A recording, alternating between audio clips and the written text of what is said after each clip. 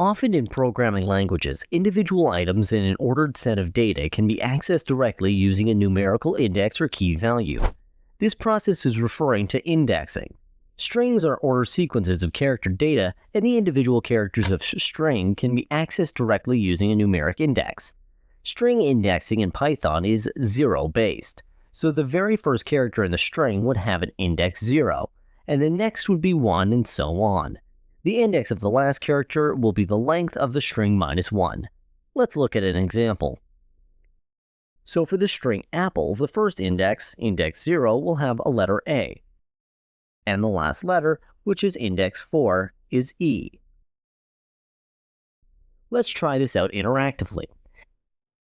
Here's a string A that would be apple.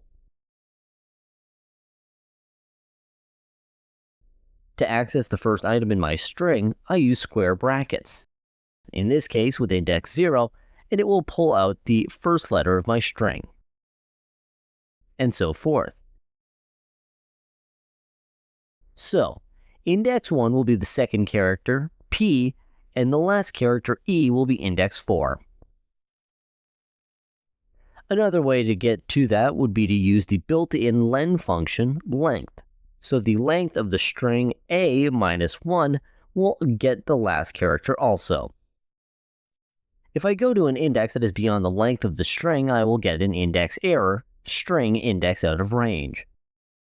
String indexing can also be specific with negative numbers. Negative indexing is also available. In this case, you go backwards. Negative 1 will be coming to the back, so E will be minus 1. And negative 5 will be A, your first letter.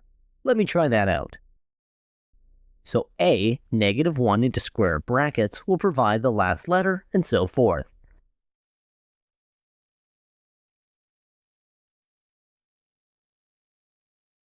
Again, you could use the len function like this.